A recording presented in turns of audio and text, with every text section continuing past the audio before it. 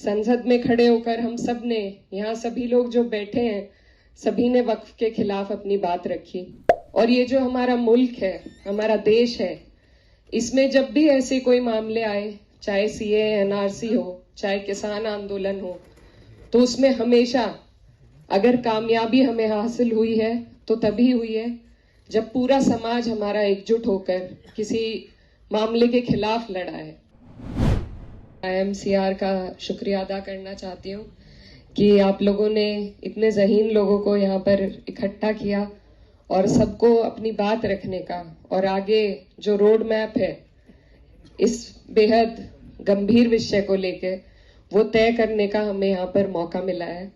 मैं अदीब साहब का धन्यवाद करना चाहती हूँ जो लगातार इस तरह की कॉन्फ्रेंसेस कराते हैं और इससे हमारा भी ज़हन खुलता है, हमें भी बहुत सी बातों की जानकारी मिलती है। अभी 5 अप्रैल को जो ये बिल पास हुआ, इस बिल का नाम उम्मीद दिया गया है, लेकिन उम्मीद की कोई किरण इस बिल में नहीं है। पर फिर भी मैं अपनी बात अगर किसी मुद्दे पे करना चाहती हूँ तो वो उम्मीद के मुद्दे पे करना चाहती हूँ, क्योंकि नाउम्मीदी कुफ्र है, तो हमें उम्मीद रखनी है। और इसका सबसे बड़ा उदाहरण ये है कि सिर्फ 24 सांसद मुसलमान थे जब ये बिल पेश किया गया, लेकिन 232 लोगों ने इसके खिलाफ वोट किया है। तो ये सबसे बड़ा उम्मीदी का हमारा उदाहरण है। और ये जो हमारा मुल्क है, हमारा देश है, इसमें जब भी ऐसे कोई मामले आए, चाहे सीए एनआरसी हो, चाहे किसान आंदोलन हो, तो उसमें हमेशा अगर कामयाबी हमें हासिल हुई है तो तभी हुई है जब पूरा समाज हमारा एकजुट होकर किसी मामले के खिलाफ लड़ा है।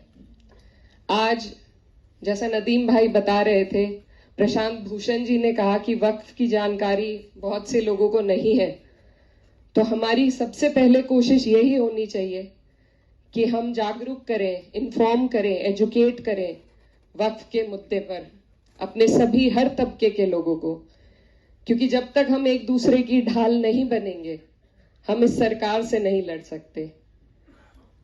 और साथ ही मैं ये भी कहना चाहती हूँ कि इसमें सबसे बड़ा रोल मुझे नहीं लगता पॉलिटिशियंस का होगा, नेताओं का होगा, पार्टियों का होगा। इसमें सबसे बड़ा रोल सिविल सोसाइटी का हो सकता है। तो आज यहाँ सिविल सोसाइटी सब पूरी मौजूद है, अलग अलग तबके से लोग यहाँ पर आए हैं और हमें ही कोशिश करनी है कि हम वक्फ के बारे में लोगों तक जानकारी पहुंचाएं, उनको एजुकेट करें, ताकि एकजुट होकर हम इसके खिलाफ लड़ सकें। क्योंकि ये लड़ाई सिर्फ एक कौम के खिलाफ नहीं है। आज अगर इसमें मुसलमानों पर सबसे ज्यादा तीखा हमला हो रहा है तो आगे और भी बहुत लोग हैं जिनके लिए ये सरकार अपने मंसूबे तैयार कर रही है। तो इसीलिए जरूरत है हमें सबसे पहले बात उम्मीद की करने की और बात एकजुटता की करने की। तो मेरी आप सब से यही गुजारिश है कि हम लोग संसद में खड़े होकर हम सब ने, यहाँ सभी लोग जो बैठे हैं, सभी ने वक्फ के खिलाफ अपनी बात रखी। हम कामयाब नहीं हो सके क्योंकि हमारे पास नंबर्स नहीं थे, लेकिन ये लड़ाई अभी भी चल रही है, कोर्ट में चल रही है और मुझे उम्मीद है कि हमारा कोर्ट इंसाफ करेगा। अभी फैसला रिजर्व रखा गया है। अब अगर बात करें कि हमें इस दौरान क्या करना है, तो इस मुद्दे पर हमारी कई बार बात भी हुई है और इसमें कोशिश यही है कि जहां एक तरफ उम्मीद है वहां दूसरी तरफ तैयारी होनी चाहिए। क्योंकि ये जो सरकार का मंसूबा है ये पूरे देश में एक एडमिनिस्ट्रेटिव केओस पैदा करने का है। जो छोटे छोटे जिले हैं, कस्बे हैं, सबसे पहले वहीं पर उन लोगों पर सबसे पहले ये परेशानी का पहाड़ टूटेगा जो शायद इसके कानून सही तरीके से नहीं जानते, नहीं समझते। तो मैं, क्योंकि यहाँ पर सभी जिम्मेदार लोग मौजूद हैं, सिर्फ ये कहना चाहती हूँ कि अगर हम कोशिश करें सिविल सोसाइटी के माध्यम से छोटे छोटे कस्बों में, छोटे जिलों में वक्फ की जानकारी पहुंचाने की, तो मुझे लगता है उससे बहुत लोग हमारे साथ इस मुहिम में जुड़ेंगे। और दूसरी बात, क्योंकि यहाँ पर सभी लोग बहुत कुछ करना चाहते हैं लेकिन रास्ता समझ में नहीं आता है, तो मेरी जो छोटी सोच है उससे मुझे ये लगता है कि अगर हम लीगल कैंप्स, लीगल एड अभी से हम ऐसे लोगों की तैयारी करें जो हर जिले में, हर कस्बे में, जहां भी इस तरह के मुद्दे उठते हैं, जैसा संभल में उठ चुका है, उसके अलावा भी, क्योंकि कोर्ट सिर्फ सारे मामले सुप्रीम कोर्ट में लाए जाएं ये भी मुमकिन नहीं हो पाता। लोअर कोर्ट से लेके हाई कोर्ट से लेके सुप्रीम कोर्ट तक हमें ऐसे लोगों को जोड़ना पड़ेगा जो जब ये मुद्दे जहां उठे उनके लिए एक तरमीम बनाई जाए कि कैसे उस जगह पर इस लड़ाई को हम लड़ सकें। अभी हमारे एक स्टूडेंट लीडर थे, उन्होंने बहुत अच्छी बात कही और समाजवादी पार्टी पर भी सवाल उठाया। ये जगह पार्टी की बात करने की नहीं है, लेकिन मैं फिर भी ये कहना चाहती हूँ कि हमारे देश में जो भी कुछ हो रहा है वो राजनीति से होकर गुजरता है, जैसे कि वक्फ भी है।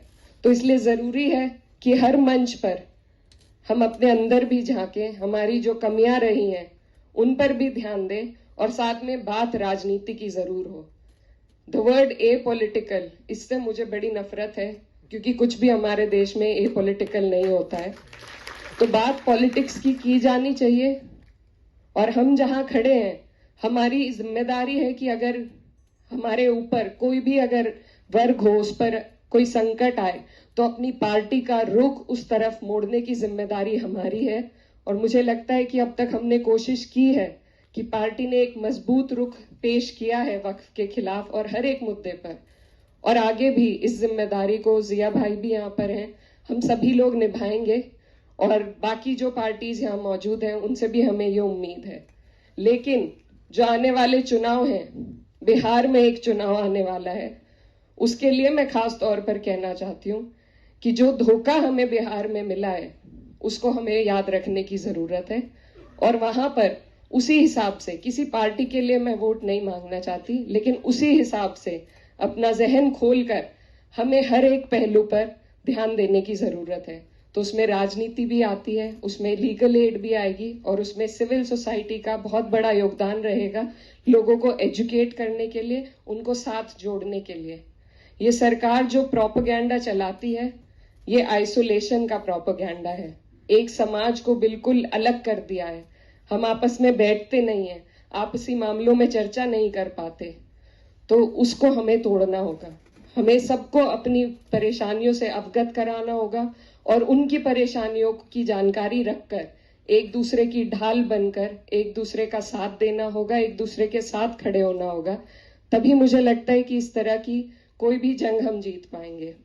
और साथ ही मैं ये भी कहना चाहती हूँ, अभी हाल फिलहाल में कुछ ऐसे मुल्क हमारे देश में हैं जिनमें क्लियर कट, हमारे यहाँ तो फिर भी डेमोक्रेसी जिंदा है, लेकिन जहां पर बिल्कुल तानाशाही थी, जब वहां पर तख्ते पलट हो गए, तो यहाँ भी हमें उम्मीद है कि यहाँ पर हमारी जो डेमोक्रेसी है, जिसके सांस रोकने की कोशिश सरकार कर रही है, उसको आप और हम मिलकर मजबूत करेंगे। हमारी जो न्याय प्रणाली है उससे हमें उम्मीद है और उम्मीद को ही जगा कर रखना मुझे लगता है आज के दौर में सबसे ज्यादा जरूरी है।